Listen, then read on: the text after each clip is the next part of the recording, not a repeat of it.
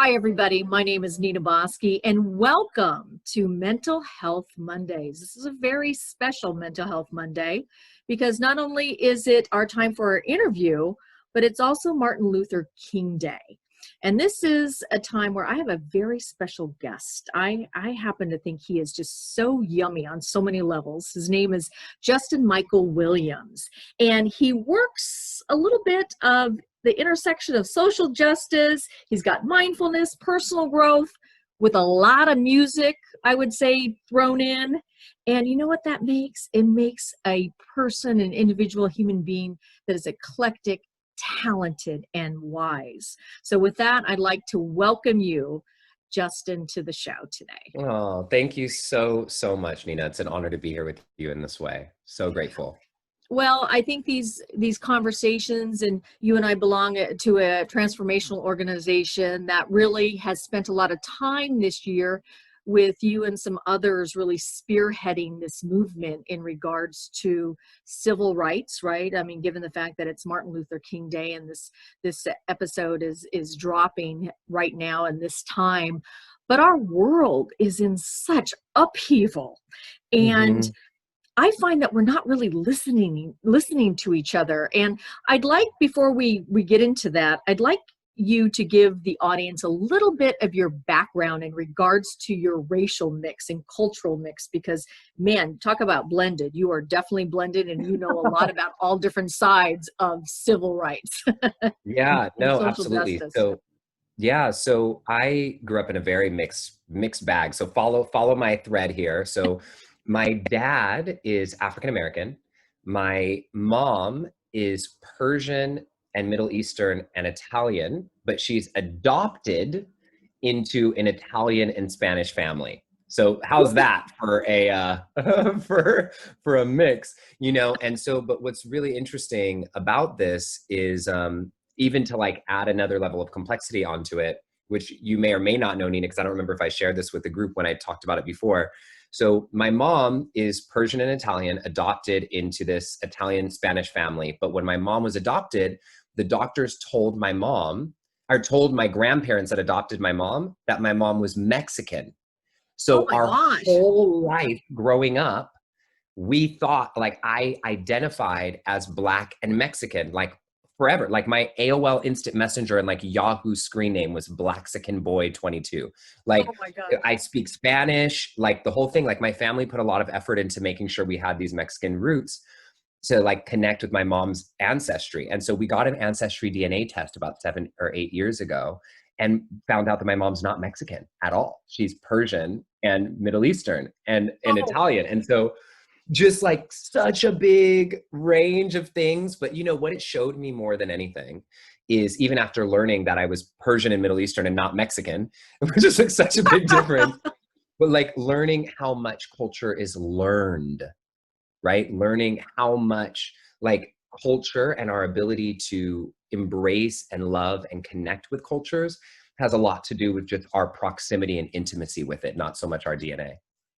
well, and I think, I certainly believe this. We are human being or spiritual beings having a human experience, not the other way around. And I think if we can approach life that way, and start to listen. And one of the things that I love about your work, Justin, is you really are about bridging and healing. And most of 2020 was about upheaval and still that divide of, Black Lives Matter, all lives matter. And then, it's this struggle, and we're not really taking the time to listen to each other. That can we embody all of it? And because you embody a lot of different cultures, lot of different races, how do you think we can approach this differently? It's a new year. I'd like to see us come together. This is some of the most horrific things that I've ever seen in my lifetime, and I know for a lot of people. So how can we get to the healing of this and come together versus still this big divide that's happening? Yeah, it's really interesting. There's a lot to say, so I'm like feeling into what feels most true. So the divide that's present is it's really interesting because the true story is underneath it all, we're not actually as divided as we may seem, you know? And what I mean by that is that most people, like if you talk to most people on all sides, right? Most people are completely dissatisfied and unhappy with what's happening in the world. Like, period, right? Yeah. But then we're being forced to point at one another as who's to blame. And in the pointing at one another at who's to blame, we're absolving ourselves from taking responsibility for our part, one, and we're absolving ourselves, or we're forgetting to point in the direction of the actual problems themselves, and we're just pointing at each other. And I'm not saying that people aren't doing harm, like there's extremes, right? There are extremes that people are doing incredible harm in the world that shouldn't be gone without notice. And most people, I think what our experience is, and when I talk to 99% of the people that I talk to from all over the world, what most people will say is that most people are good. You know what I mean? Like most people really are. And so like the news and the media and all this will have us believe that we're much more divided than we actually are, fighting over these things that actually don't really matter all that much to us. But it's a distraction from the real problem that would actually help us come together and heal and grow. So that's music to my ears. So I've got a question for you. Okay. Here's the thing. If we're not that different, and one of the things that I think, and I think you're so right, but here's the thing, the media, and this is the key point that I wanted to bring up with you, is the media promotes fear. And it doesn't necessarily promote the truth. So it gives you these little sound bites that make it look that we are more divided than we are. And that's a big challenge because we live in the cycle of a 15-minute news cycle, and some people aren't even checking sources. And so even if we're not so much in a divide, the reason why we have these ratings that start to come up, and those become the fuel that makes it be more about we're not getting along versus we are. Also, social media, we don't have the ability, you know, sometimes we're writing on our social media walls, right? And we're not even thinking about the fact that this is a person right in front of us. So how can we combat all these images and all this information coming at us so we don't look at the other person as they are separate from us? That's really interesting. So I think one thing that feels really important to mention is like there's this paradox, right? That is being, that is existence, which is we are different and we are connected. You know, like we do have different separate experiences and we are come from the same stardust, you know? And so like there is this paradox that we have to hold, which I think is really interesting because what a lot of people think when people say something like we are one, right, is what I think some people imagine is that we need to like put all of our cultures and values and traditions into like a Vitamix and like blend it up and become some like we are all one smoothie, you know, which is not what we want. It's actually not what we want. I think oneness is kind of this virtue that in the wellness community and spiritual community has been like thrown around a lot, but I actually don't think oneness is really the highest virtue. My true belief is that the highest virtue, or a higher virtue rather, is intimacy. Intimacy being having like that takes vulnerability, that takes courage, that takes trust to be able to be different and to show up with one another and to hold space with one another. And like that is actually what we need, not oneness. We need intimacy. Well, I love what you're saying because with intimacy, because you know what happens is then I have to listen, I have to Hmm. understand, I have to get curious, I might have to be vulnerable. And that is a place, at least in 2020. I'm hoping 2021 is going to be a shift for a lot of us, not Hmm. just the personal growth leaders, not just people that have tools, not the people that, you know, you want to be connected.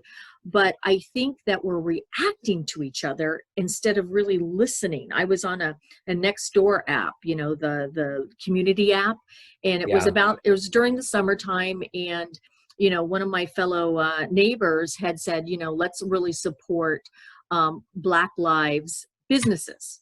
Hmm. And somebody got on and said, all businesses matter, right? And then she tried to explain that, hey, right now we have to kind of look at this issue of the healing part of Black lives.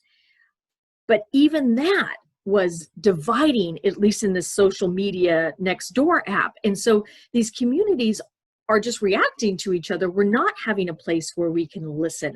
So how can we do that in our communities, in our families? Because obviously you come from a blended family. I can't imagine everybody in your family is a kumbaya, let's all get along. Or are they? I mean, maybe they are. So Yeah, talk to us a little bit about that. yeah, they've come a long way. So the interesting story about this is, my mom, when my mom got engaged to my dad, so remembering my mom being adopted into this Italian Catholic family, like literally my grandparents came, well, my great grandparents on my mom's side came to the United States on a boat from Sicily, like that level of Italian. And so, my mom's in this family, and my mom decides she's going to marry an African American man. She's going to marry a Black man. And my family flipped out. I mean, and when I say flipped out, I mean, they disowned my mom, kicked her out of the house, and told her, we're never speaking to you again. And they didn't come to her wedding. And she had the wedding, and my dad's grandfather walked my mom down the aisle. But listen for the miracle here. So fast forward a little bit later, and my grandfather I think they thought maybe by them holding such a strong wall, my mom was going to back down. And my mom's just not that kind of a woman, like at all. In fact, it's probably the I wonder where you opposite. get your strength, huh? Yeah, exactly. And she went through with it, and she committed to love over fear. And what ended up happening was, in her holding that space, my grandfather pulled the family into a meeting and said, we're going back. We're welcoming her back, and we're going to figure this out. And what happened is it actually split our family in two. So the 9 brothers and sisters that came over here on a boat from Sicily, half of them said, we're coming with you, and we're going to figure it out. And we're going to open up. And the other half said, if you go, we're never talking to you again. And literally, all 9, except for my grandmother, so 8 of those brothers and sisters have all passed away, my great aunts and uncles. The 4 and 4, they didn't go to each other's funerals. Oh. That's the level of grudge. But on one hand, there was this incredible healing. My grandpa was one of the most, and he was one of the ones against it. He was one of the most loving, incredible grandfathers in the world, changed his whole perspective on race. My grandmother as well. The families got close and blended in this beautiful connection. So when people look at me and they're like, you're a really optimistic Black dude, Justin, what I say is I've actually seen this healing happen in my own family. I've seen it in my own home. And, my parents divorced when I was young, when I was 6. And so in my own house, I was the only Black man in my house.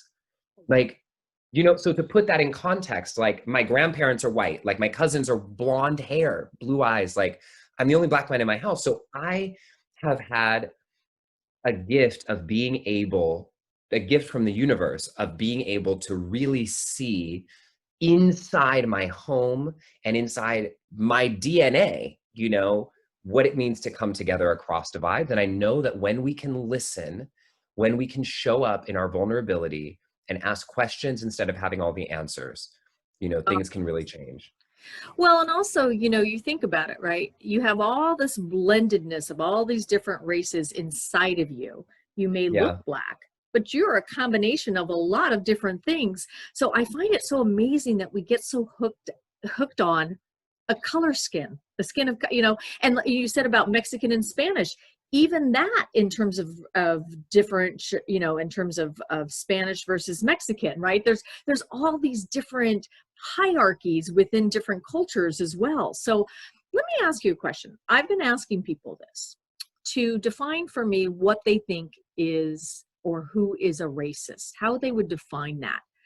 How would you define it? Because what I found is that when I asked different people, I got a lot of different answers. So we're all operating also in regards to throwing around that word racist a lot. So what would you say is a person who would be a racist? Yeah, so I want to start by saying this first. So, what I know about change, what I think any of us in transformation know about change, is that when you're doing it with shame and blame, it doesn't work. And that's not just because we want to be nice. It's because literally, like many universities over many, many, many decades have studied that the part of the brain that promotes learning, change, listening, growth shuts down completely if you have shame and blame. And so I don't like using the shame blame tactics because it doesn't get me to my goal, That's a good right? point. So it doesn't get me to my goal of maybe potentially changing, maybe potentially healing, maybe potentially having a conversation. Now, given that, there still are certain contexts in which people can be racist. Now, I have to give like a very clear definition here because I think there's a lot of things that people throw around because there's a difference between prejudice or discrimination and racism. These are two very different things, right? And so prejudice or discrimination, anybody can practice prejudice or discrimination. Anybody of any color. Like as a Black man, I could discriminate against white people. As a Latino person, I could discriminate against Black people. Be prejudiced against people of certain types. I can discriminate against LGBTQ, all different kinds of things. Racism specifically has a specific equation, and it has to do with discrimination plus power. Discrimination plus power. And so, because like me being discriminatory against a person of another race, while that may be like harmful in the sense of the emotional connection between the two of us, it cannot have any effect on like the grand systemic change of all people of all that demographic, because I'm not in a position of power to be able to do that. The person of my race is not someone who can enact that power, you know? And so discrimination plus power equals racism, which is why a lot of people will say, well, aren't you being reversed racist? No, there's no such thing, because as we've seen in the government this week, like Black people we can't do that. You can't do the same things. And so it just is impossible. And so when we look at racism, I'd like to tell people, when you look at racism as like individual acts of meanness. Now, I got this from Layla Saad's book, which is my favorite definition. Individual acts of meanness is not what we're talking about when we're talking about racism. Racism is a system. And by being racist, you could be a person who is helping to perpetuate that system and continue it and help it continue going. So when we look at like you're racist as a person, as you're a person who's doing purposeful individual acts of meanness, then our defenses go up, because we're like, no, I'm not. Like, I'm not. I like all people. Like, I'm a good person. But when we look at it as a system and say, hey, are any of the actions that you are doing helping this system of power continue to oppress other people? Then you can go, oh shit, yeah, even though I'm a really nice person and I have Black friends, or I've dated a Black person, or I have this or I have that, there are things that I'm doing that are keeping the system running. And so that is me engaging in racist behavior. And so that takes the blame away, because it's like we all engage in the system in some way. And so how do we like take and dismantle these parts of ourselves that are keeping the system in motion? So, what would you say to somebody that really does want to look at this issue? Because I think that in terms of 2021, there has to be more of a bridge. We have to start bridging because the divide is so great at this point. So how can we take those steps? Maybe they're small, maybe they're going to your website. I know you do a lot of workshops, and I know you do a lot of keynotes. You have a book out.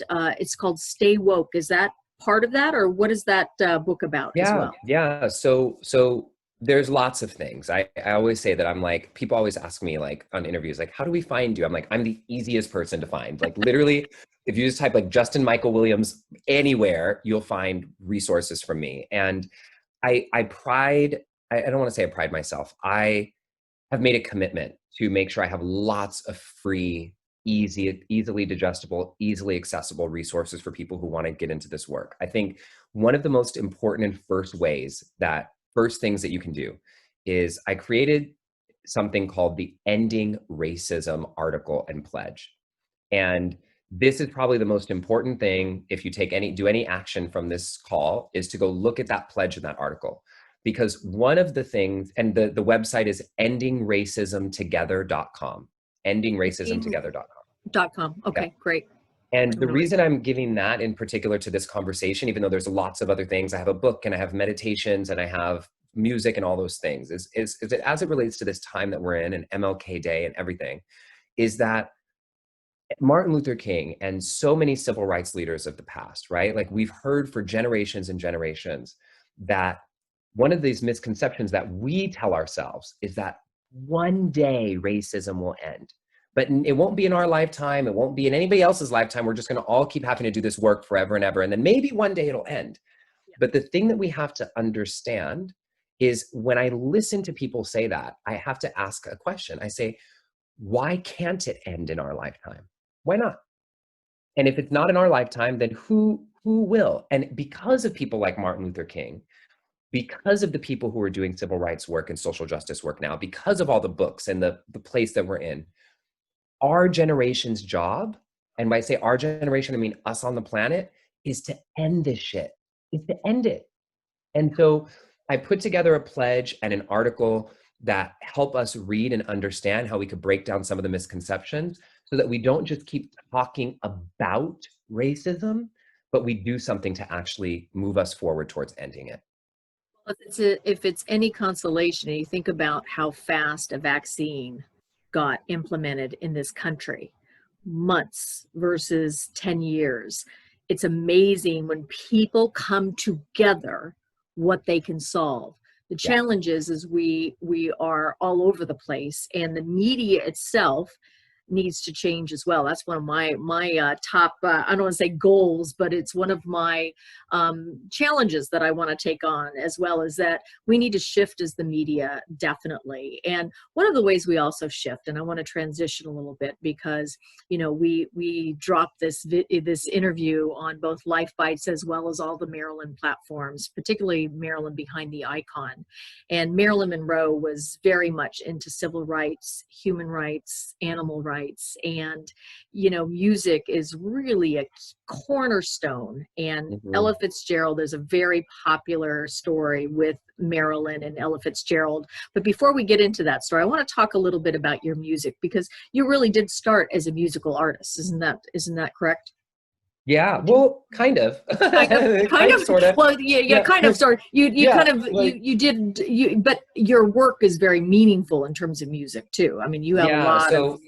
So I've been doing speaking and teaching for a long time, and I've also been involved in music for a long time. And over the last several years, I've started to marry these things together in a really specific way, And the reason why I marry them is because music is like the sugar that makes the medicine go down. It's the piece that helps us anchor into our hearts and anchor into our emotions beyond the words that we're saying. Because it can't just be about words. If it was just about words, we have enough books. We should have pretty much everything figured out by now, right? It has to be about feeling, and from that feeling emotional state, getting us to change. And so in my work, I weave music in kind of the way it gets weaved in church, but without it being religious in any context, and helping people really anchor into messages of hope and inspiration and positivity and togetherness and realness in the shadow of it all. I wanted to look up one of your YouTube videos, music videos. They're very soulful. What's one of them that you really love, that really talks to people finding their self-worth? Because I know some of them really are very, very deep. Yeah, so one of the ones that I think people will relate to, specifically as you talked about self-worth, is I have a song and a video called Broken Mirrors. Mirrors are broken inside. The mirrors are broken, and I can't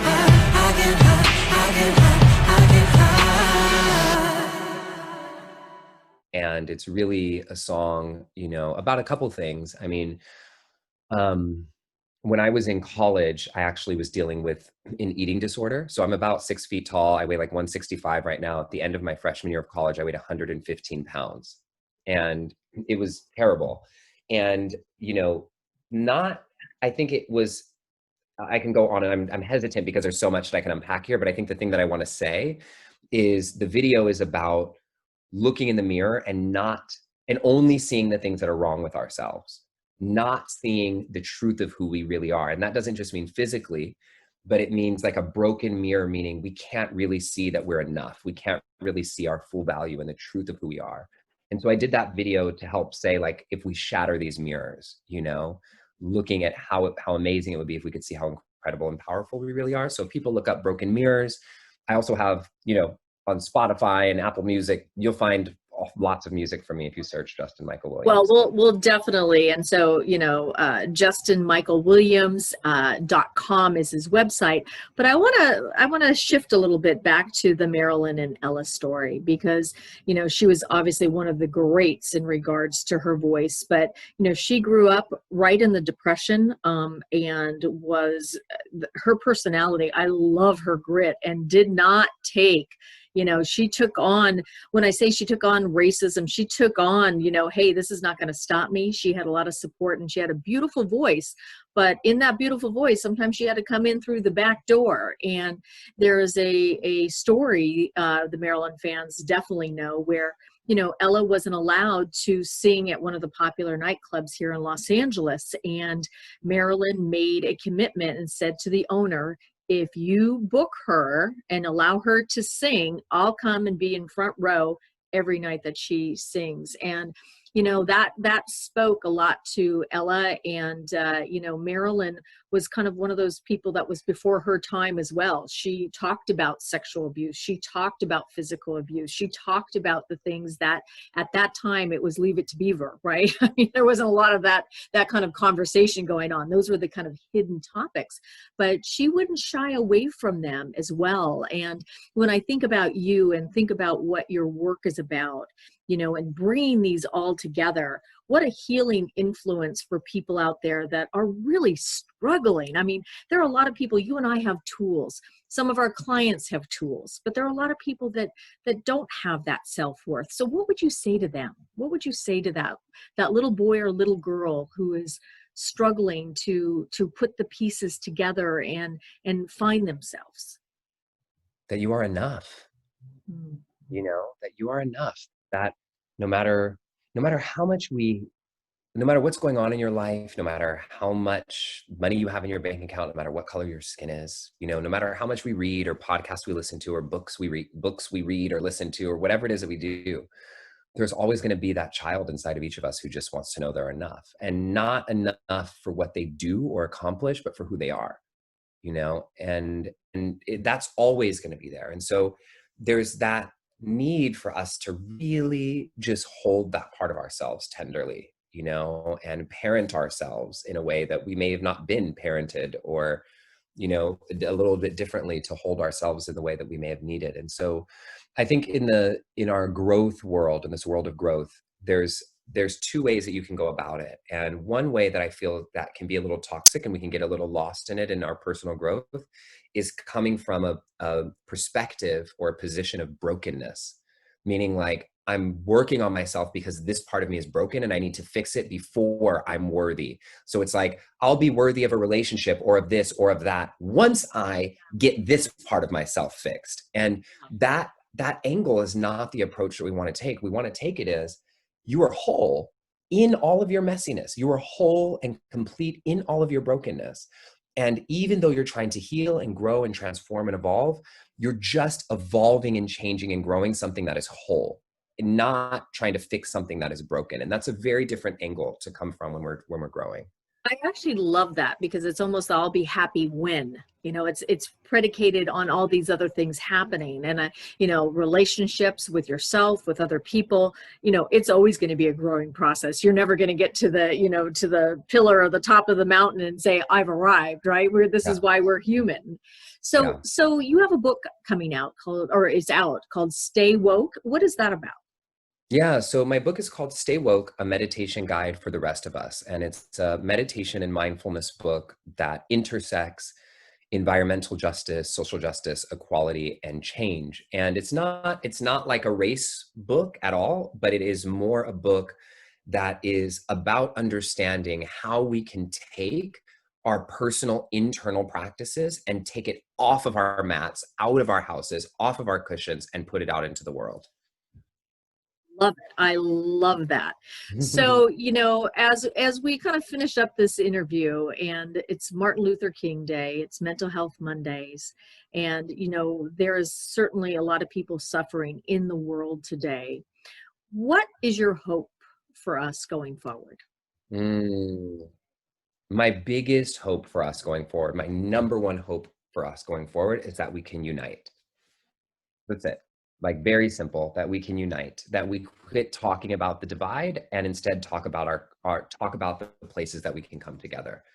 And that doesn't mean ignore the divide. That doesn't mean ignore the problems that are happening. It means to see the wholeness of the whole situation, just like we talked about. Like, in all of this brokenness, we actually are still together. We're all still together here, and so how do we become more whole? I think if we can bridge it from a place of what we do agree on. We all want to be loved. We all want to be understood. We all want our families to be safe, right? And I don't think there's one person, doesn't matter what your race, your culture, your religious belief is, we all want that. So I think if we can start from a commonality and grow from that instead of the divide, like you're saying, I think we are heading in the right direction. And that's my hope for this year as well. So as we close, and this is, Marilyn is always, she'd always say, hold a good thought. And one of the things that with Ella Fitzgerald and her beautiful music and your beautiful music that you are now giving to the world in terms of your legacy, she has a legacy. What's your favorite Ella Fitzgerald song? Oh my God. Well, I have to say that my favorite Ella Fitzgerald song is, I have to sing a little bit of it to you. Hey, let's do that. I love that. I love it. Let's do it. This one that I think everybody knows. At last, my love has come along. My lonely days are over. And life is like a song. At last, the skies above are blue. My heart was wrapped up in clover the night I looked at you. I can keep going. At last, at last, at last. And I love that. That's a great way to close today. At last. Let's make that at last. We've come together to unite and start listening and getting curious with each other and looking at ways that we can come together versus being apart. So thank you, Justin Michael Williams, for being on the show today. It's an honor to be here. Thank you so much. Big blessings, everyone. All right, go to justinmichaelwilliams.com and you can find out all about him, including his music. Thanks again. I'm Nina Boski for Mental Health Mondays.